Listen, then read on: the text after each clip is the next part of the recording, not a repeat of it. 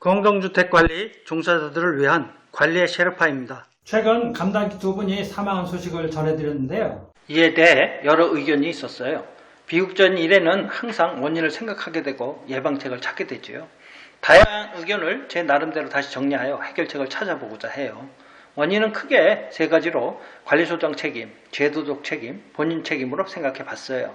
첫째, 관리소장 책임. 소장은 뭐하고 있었느냐? 소장이 인성 나쁜 직원은 걸러줘야 할 거 아니냐? 직원 관리는 소장이 하는 거니까 소장이 분쟁 조정 역할을 했어야지. 이 사건의 경우 강 씨는 자신의 문제를 충분히 상관에게 알리지 않았어요. 제가 보기에는 관리소장이 강 씨 문제의 심각성을 인식하지 못하고 있었어요. 대단지의 경우 많은 인원을 소장이 직접 관리할 수 없어서 중간 관리자를 통해 직원을 관리해요. 강 씨가 본인 문제의 심각성을 충분히 상관에게 알려서 중간 관리자가 인지하고 있었다면 관리소장에게 보고했을 거예요. 그럼 관리소장이 중재에 나섰겠죠. 직원 관리는 소장 주 업무가 맞지만 1차 관리는 중간 관리자가 하니 도의적인 책임은 있겠지만 실질적으로는 관리소장 책임으로 보기 어려워요. 둘째, 제도적 책임. 제도적 책임에 대한 의견이 가장 내용이 길었어요. 격일제는 인권 침해고 노동력 착취라서 없애야 한다. 합법을 가장한 악법이다. 말도 안 되는 근무 형태로 인권을 유린한다. 감단직은 근로기준법이 적용 안 되어 최저임금도 못 받는다.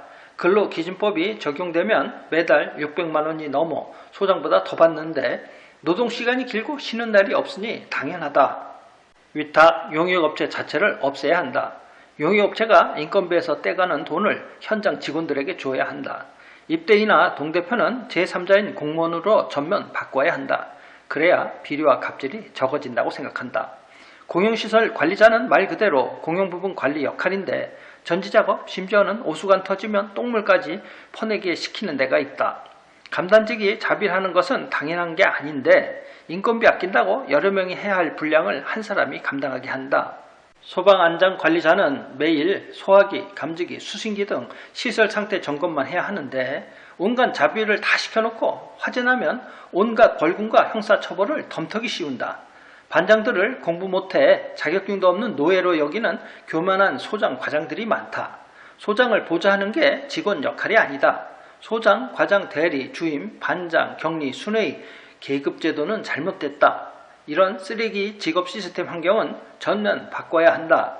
말로는 직원들 위한다면서 정작 소장, 과장은 자리가 위태로워 입주민 사적 민원까지도 봐주는 걸로 수십 년 정책이 되어 지금은 세대 민원 보는 걸 그냥 당연하게 여긴다.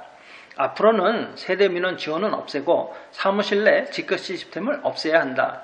직급 믿고 자기 일을 격리와 반장, 주임들에게 떠넘기는 소장과 과장이 너무 많다. 각자 주어진 일을 정당한 범위 내에서 맡아 할 수 있도록 해야 한다. 악행의 갑질 시스템을 개혁하는 혁명이 일어나야 한다. 셋째, 본인 책임. 직원끼리 서로 잡아먹으려고 하니 문제다. 힘들면 그만둬야 한다. 목숨보다 소중한 게 어디 있겠냐. 뭐 좋은 데라고 놔버리면 되지 자살까지 하냐. 먼저 사망한 강 씨는 초보이다 보니 시야가 너무 좁았고 넓은 세상을 몰랐어요. 이곳을 본인의 끝 직장이라고 극단적으로 생각했나 봐요. 아파트는 많고 갈 데는 많은데 말입니다. 저는 본인 책임이 가장 크다고 생각해요. 환경이 나빠도 이를 바꿀 사람은 1차적으로 본인이니까요. 이 사건을 법정 소송에 붙이면 대법원에서 어떤 판결이 나올까요? 관리소장, 제도, 본인의 비율이 다음 4가지 중 어디에 해당할까요? 이 4가지 중 무엇일까요? 댓글을 달아주세요.